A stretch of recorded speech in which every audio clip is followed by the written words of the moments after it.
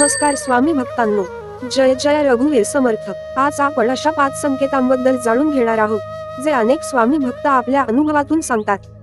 हे कोणतेही निश्चित नियम नाहीत, पण श्रद्धेनुसार जर हे संकेत तुमच्या घरात किंवा आयुष्यात वारंवार दिसत असतील तर अनेकांना वाटते की श्री स्वामी समर्थांची कृपा तुमच्यावर आहे। चला तर मग जाणून घेऊया ते 5 संकेत। पहिला संकेत, कुत्रा घरासमोर येऊन शांतपणे शेपटी हलवणे। अनेक भक्तांचा असा अनुभव आहे की काही वेळा एखादा कुत्रा घरासमोर येऊन शांतपणे बसतो किंवा शेपटी हलवतो। भारतीय संस्कृतीत कुत्र्याला निष्ठा आणि संरक्षणाचे प्रतीक मानले जाते। भक्तांच्या श्रद्धेनुसार हे घरातील सकारात्मक वातावरणाचे एक संकेत असू शकते। दुसरा संकेत, लहान मुलांचे देवघराकडे आकर्षित होणे। लहान मुले निरागस असतात, काही वेळा ते स्वतःहून देवघरात जातात, स्वामींच्या फोटोसमोर हसतात किंवा हात जोडतात। अनेक भक्त अशा प्रसंगांकडे विशेष भावनेने पाहतात आणि त्यांना हे स्वामींच्या कृपेची आठवण वाटते। तिसरा संकेत, पूजा करताना डोळ्यात अश्रू येणे।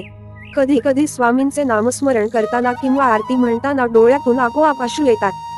हे दुःखाचे नसतात, तर मनातील भक्ती, समाधान आणि भावनांचे प्रतीक मानले जाते।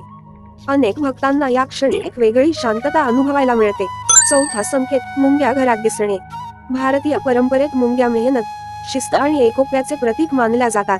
काही भक्तांच्या श्रद्धेनुसार घरात वारंवार मुंग्या दिसणे हे समृद्धी, अन्नधान्याची कदर आणि कुटुंबातील एकतेची आठवण करून देणारे संकेत असू शकतात। अर्थात स्वच्छता राखणे देखील तितकेच महत्त्वाचे आहे। पाचवा संकेत, अचानक अडकलेली कामे मार्गी लागणे। खूप दिवसांपासून अडकलेले एखादे काम, योग्य व्यक्तीची मदत मिळणे किंवा समस्येचे अपेक्षित समाधान मिळणे। अशा वेळी अनेक भक्त म्हणतात, स्वामींनी मार्ग दाखवला। हे श्रद्धेतून मिळणाऱ्या धैर्याचे आणि विश्वासाचे प्रतीक मानले जाते। स्वामी भक्तांनो, यापैकी किती संकेत तुम्हाला तुमच्या आयुष्यात अनुभवायला मिळाले आहेत आम्हाला कमेंटमध्ये नक्की सांगा। आणि जर तुम्हीही श्री स्वामी समर्थांवर श्रद्धा ठेवत असाल तर कमेंटमध्ये एकदा जरूर लिहा। श्री स्वामी समर्थ।